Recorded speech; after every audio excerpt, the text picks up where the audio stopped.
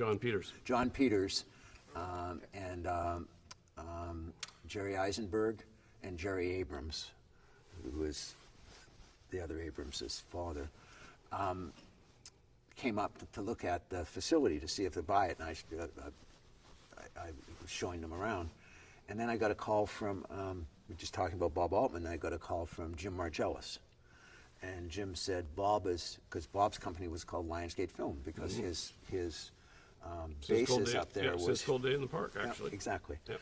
So anyways, I flew down to L.A., Jim Margellis picked me up in his Porsche, and we went to Bob's beautiful home in Malibu. He had this incredible home in Malibu, and talked for hours and hours. Never talked about anything about the studio. Just listened to him, right. Because he was just as you say, an absolutely fascinating.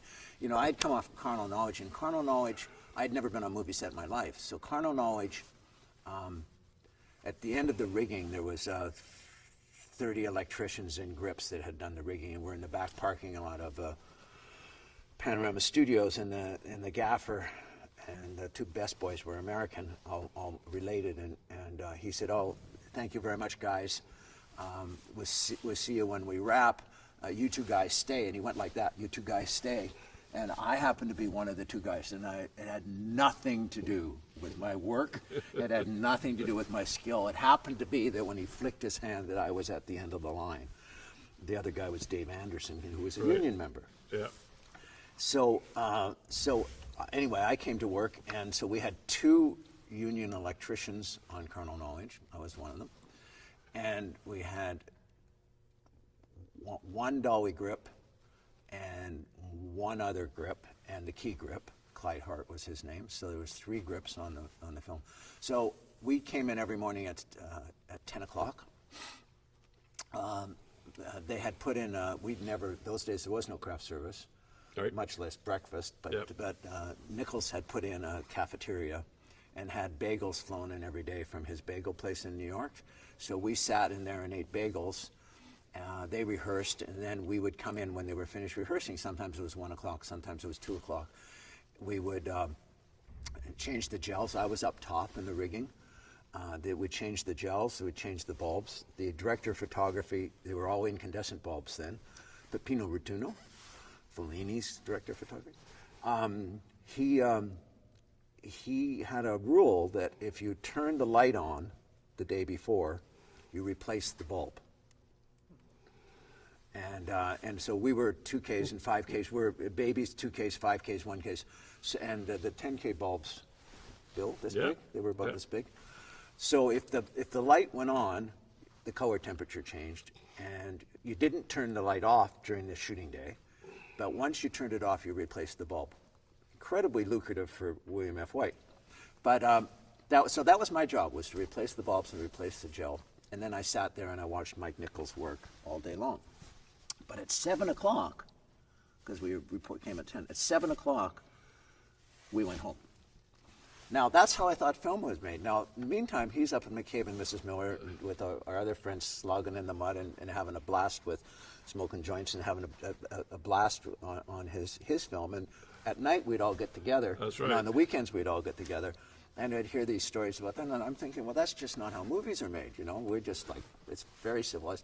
And the first AD would come in and say, "Good morning, Mr. Nichols." It was Tim Zinnemann. "Good morning, Mr. Nichols. Thank you, Mr. Nichols. No, thank you, Mr. Nichols." Blah, blah, blah, blah. So I just thought, well, anyway, we wrapped the movie, and then I go a couple of days, and I get a phone call to replace somebody at lunch, and I go up, and they were shooting in the saloon. Yep. And the smoke was so, first of all, you could smoke, but the smoke was so dense in the saloon. And I went up after lunch, and I was on the floor, and I didn't have a clue, because everything I had done up to that point had been so formal and regimented. And of course, it was Bob was not formal. Absolutely chaos. And the next morning we came into work, and you had some ADCO set up, and it came in the morning. And I can remember Julie Christie her driver was a local young guy, just a kid from Vancouver. From Kerrisdale, and she came in and sat with her driver like over here on the bench, and Bob came over here and sat over here, and then Bob would say things like, "Well, what do you want to do today?" Stuff like that. So you got the crew, you got the drivers, you got the cast, Shelley Duvall, you got everyone sitting Yep. together on benches in an ACTO trailer in the morning. It was a completely foreign experience. Yeah. And then Bob was the opposite of a suit. completely the opposite. And then in the morning, like Warren would decide that he didn't like what they filmed my the day God. before, and how Bob handled it was he would just let Warren go off and redo that scene, right? Oh yeah, I With remember the when- little unit, she would just go off and And I mean, look at Julie Christie would do everything in 2 takes. Warren, who was beyond perfectionism. I remember one day we did something with him, and he convinced Bob to let him keep going and going and going. I think it ended up like 39 takes, and he printed take 1 and take 39. yeah, exactly. I have a question. Lou Lombardo was on the case. Yes. He was, So yeah. what was the arrangement with the editing facility and the actual set? I heard they had rented a house. It was just around the, yeah, it was literally, there was a dirt driveway going out of the town, and the cul-de-sac would be over where Earl's is over there, or Milestones, or whatever it is, Yeah. right? It was about that far away, about 100 yards or 200 yards down the road, the cul-de-sac where Bob's house was. A little more than that. Not far, though. Yeah. But Lou also had a setup in an ATCO up. On the On the site, set. just off the set. Yeah. Now, it was Jim Margellos who said that, we might have to wait on that there.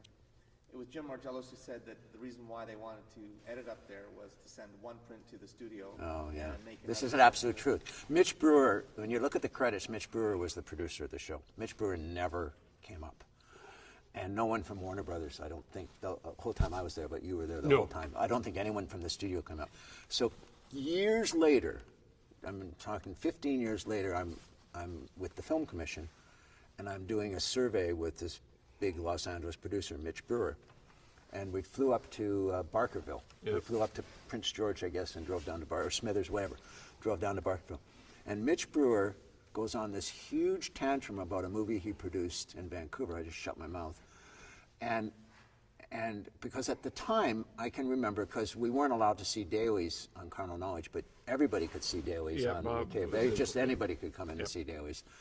And what I realized was that the movie that we were shooting, it was supposed to be a Western mash. And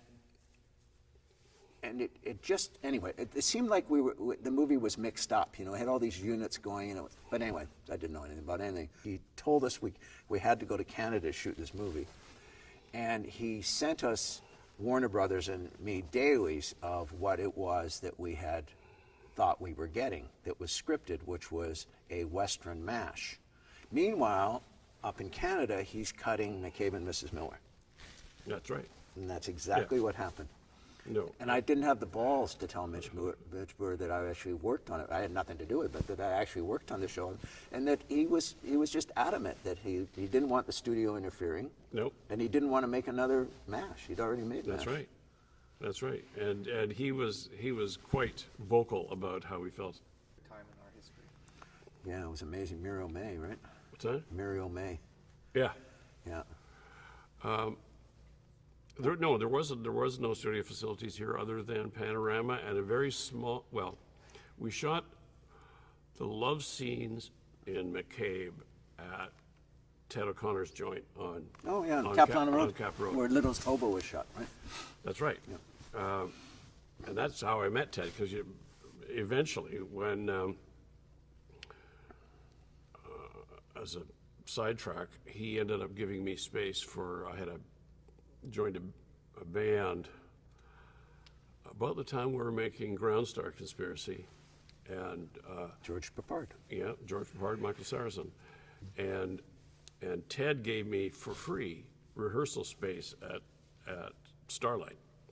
So I would go and do 12 hours a day on the set at Ground Star, and then come back to Ted's place and rehearse 6-7 hours a night. And that got very old before too long.